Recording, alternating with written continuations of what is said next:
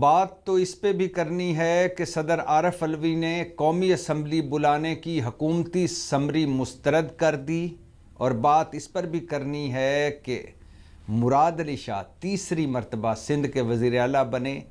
لیکن سب سے پہلے بات کروں گا مریم نواز صاحبہ کی۔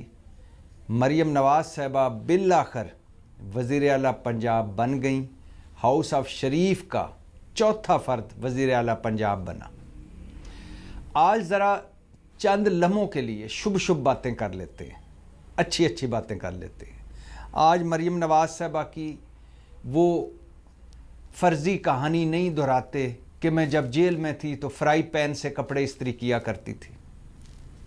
یعنی فرائی پین سے کپڑے استری کرنا، ایک طرف وہ کہہ رہی تھیں کہ میں جیل میں تھی اور ڈیتھ سیل میں تھی، وہاں فرائی پین مل گیا اور فرائی پین اتنا گرم کرنے کا بھی کوئی طریقہ بھی مل گیا اور پھر اس سے کپڑے بھی استری ہو گئے۔ اس کہانی کی بات نہیں کرتے، اس مخول کی بات نہیں کرتے، اس مذاق کی بات نہیں کرتے، اور یہ مذاق یا یہ مخول بھی ڈسکس نہیں کرتے کہ میری بیرون ملک کیا، میری تو اندرون ملک کوئی جائیداد نہیں، اور پھر پونے ارب کی جائیداد کاغذوں میں خود ڈکلیئر کی۔ اور اس کی بھی بات نہیں کرتے کہ وہ جو احتساب عدالت میں کیلبری فاؤنٹ لے آئی تھیں، کیلبری فاؤنٹ بننے سے پہلے، اور جھوٹی ٹرسٹ ڈیڈ جو لے آئی اور سپریم کورٹ میں جو جال سازی کی، اور اس کی بھی بات نہیں کرتے کہ مریم نواز کا آنا موروثی سیاست جیسی لعنت کا ایک کارنامہ ہے۔ اور کیا ہماری جمہوریت ہے، کیا ہمارا نظام ہے، کیا ہمارا ملک ہے کہ ہاؤس آف شریف اور پنجاب کو دیکھیں تو 2 مرتبہ نواز شریف وزیر اعلیٰ، 3 مرتبہ شہباز شریف وزیر اعلیٰ، 1 مرتبہ حمزہ شہباز وزیر اعلیٰ، اور اب مریم نواز وزیر اعلیٰ۔ ان ساری باتوں کے بات نہیں کرتے۔ بات کرتے ہیں کہ مریم نواز کے چیلنج کیا ہوں گے۔ آج اس پر بات کر لیتے ہیں، ذرا ایک نظر مار لیتے ہیں۔ مریم نواز وزیر اعلیٰ بنی، انہوں نے وزیر اعلیٰ کا حلف اٹھایا۔ ایک طرف ان کے والد محترم بیٹھے ہوئے تھے اور دوسری طرف ان کے چچا جان بیٹھے ہوئے تھے، شہباز شریف صاحب، جو اگلے وزیر اعظم بننے جا رہے ہیں، اور گورنر ہاؤس میں انہوں نے حلف بھی اٹھا لیا۔ اور کیا پروٹوکول تھا مریم نواز صاحبہ کا، کوئی 2829 گاڑیوں کا پروٹوکول تھا خیر سے۔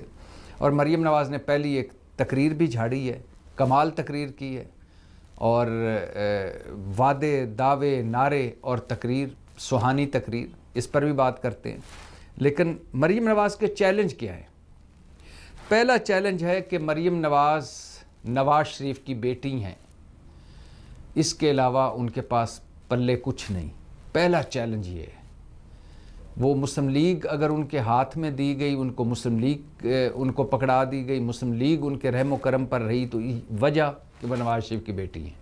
اور آج وزیر اعلیٰ پنجاب بن رہی ہیں، آدھے سے بڑا پنجاب، 139-40 سیٹوں والا پنجاب قومی اسمبلی کی، اگر اس کی وزیر اعلیٰ بن رہی ہیں تو اس کی وجہ نواز شریف کی بیٹی ہیں۔ تو یہی سب سے بڑا چیلنج ہے کہ انہیں ثابت کرنا ہے کہ وہ اہلیت کی بنیاد پر، کسی نہ کسی اہلیت کی بنیاد پر وزیر اعلیٰ بنی ہے، صرف نواز شریف کی بیٹی نہیں ہے۔ دوسرا بڑا چیلنج ناتجربے کاری۔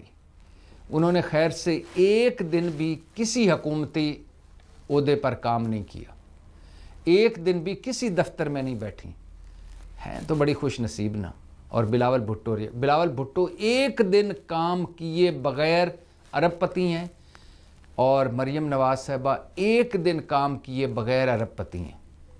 اور بلاول بھٹو کے تو والد محترم آصف علی زرداری صاحب بتا چکے ہیں کہ وہ انڈر ٹریننگ ہے، یعنی ان کی ٹریننگ ہو رہی ہے ایز اے وزیر خارجہ، بحیثیت وزیر خارجہ۔ جب وہ 16 مہینے کھڑکا چکے، 56 دورے کر چکے، اور ملک کے وزیر خارجہ بن کر 16 مہینے وہ گزار چکے، تو اس کے بعد ان کے والد صاحب کہہ رہے تھے کہ وہ انڈر ٹریننگ ہے، یعنی ایک انڈر ٹریننگ بندے کو وزیر خارجہ آپ نے بنا دیا۔ یہ ہمارا ملک ہے ایسے کہ یہ بڑوں کے جو بچے ہیں یہ انڈر ٹریننگ ہی ہوتے ہیں، اور پھر ہم پر مسلط ہوتے ہیں، اور پھر ٹریننگ کرتے ہیں، اور پھر سیکھتے ہیں، پھر غلطیاں، پھر بلنڈر، اسی وجہ سے ہم یہاں پہنچے ہوئے ہیں۔ خیر، مریم نواز صاحبہ کی دوسرا بڑا چیلنج ہے ناتجربہ کاری۔ تیسرا بڑا چیلنج ہے نفرت اور تقسیم کی سیاست اور چوری شدہ مینڈیٹ۔ جس وقت مریم نواز پنجاب اسمبلی میں اپنی پہلی تقریر کر رہی تھیں، اسی وقت پنجاب اسمبلی سے چند کلومیٹر کے فاصلے پر 99 پی ٹی آئی کے وہ ممبر پنجاب اسمبلی کے امیدوار میڈیا سے بات کر رہے تھے جو فارم 45 کے لحاظ سے جیت چکے تھے اور انہیں ہرایا گیا. مطلب ایک کم 100 امیدوار بیٹھے بتا رہے تھے کہ ہم جیت گئے تھے اور ہمیں ہروایا گیا ہے. یعنی مریم نواز، اس کا مطلب ہے کہ چوری شدہ مینڈیٹ پر وزیر اعلیٰ بنی ہے. وہ ایک شعر یاد آ گیا کہ تازہ ایجاد ہوئی ہے میری بستی میں یہ رسم، فتح کا جشن منا لیتے ہیں ہارے ہوئے لوگ. تو مریم نواز کا تیسرا بڑا چیلنج ہے نفرت اور تقسیم کی سیاست. مریم نواز خود بھی نفرت اور تقسیم کی سیاست کرتی رہی ہیں اور اسی حوالے سے وہ جانی جاتی ہیں اب، اور اس میں چوری شدہ مینڈیٹ بہت بڑا چیلنج ہوگا ان کا. چوتھا چیلنج ہے جی بدلے کی سیاست، انتقامی سیاست، ٹٹ فار ٹیٹ کی سیاست، سیاسی انتہا پسندی. یہ مریم نواز اس حوالے سے جانی جاتی ہیں اور مریم نواز کو اس پر قابو پانا ہوگا. نہیں پائیں گی تو ختم ہو جائے گا سب کچھ. اور پانچواں جو چیلنج ہے مریم نواز کو وہ ہے مضبوط اپوزیشن اور پنجاب جیسا بڑا صوبہ. ایک مضبوط اپوزیشن کے ہوتے ہوئے پنجاب جیسے بڑے صوبے کے مسائل اور مصائب پر وہ کس طرح توجہ دے پائیں گی، یہ ان کا پانچواں بڑا چیلنج ہوگا. مریم نواز جس وقت اسمبلی میں یہ تقریر کر رہی تھی کہ وہ انتقام کی سیاست نہیں کریں گی اور عورت ان کی ریڈ لائن ہوگی، اس سے چند لمحے پہلے اسمبلی میں آتے ہوئے عظمیٰ کاردار جو پہلے پاکستان تحریک انصاف کی سیاستدان تھیں اور جن کو ایک مرتبہ وہ سٹیج پر کسی جلسے کے سٹیج پر بھی دھکا دے کر پیچھے ہٹا چکی ہیں، ان کو ملتے ہوئے انہوں نے ملنے کی کوشش کی تو ان کا بازو جھٹک کر اپنی سیٹ پر پہنچی تھی اور پہنچ کر وہاں تقریر کر رہی تھی کچھ دیر کے بعد کہ عورت میری ریڈ لائن ہوگی، عورت سے زیادتی برداشت نہیں کروں گی اور میں انتقامی سیاست نہیں کروں گی. تو مریم نواز کا تقریروں کا، وعدوں کا، داموں کا، نعروں کا وقت گزر چکا، عملی کام شروع ہو چکا. یہ مریم نواز کا جتنے عرصے بھی حکومت چلی مرکز اور پنجاب کی، یہ ان کا آخری چانس، پہلا موقع بھی ہے ان کا آخری چانس بھی. مسلم لیگ نون کا بھی آخری چانس ہے پنجاب میں.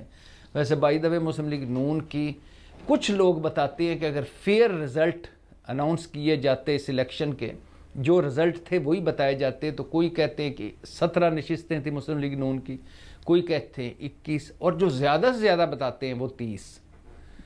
تو مسلم لیگ نون کا یہ حال ہے کہ اگر فارم 45 کھل جائیں تو نواز شریف یاسمین راشد سے، یہ میں وہ بتا رہا ہوں جو مسلم لیگی سیل کے کچھ لوگوں نے مجھے بتایا تھا، یعنی ادھر سے خبر لیک ہوئی تھی کہ اگر فارم 45 کھل جائے تو مبینہ طور پر نواز شریف یاسمین راشد سے 16,000 ووٹوں سے ہار چکے تھے لاہور میں.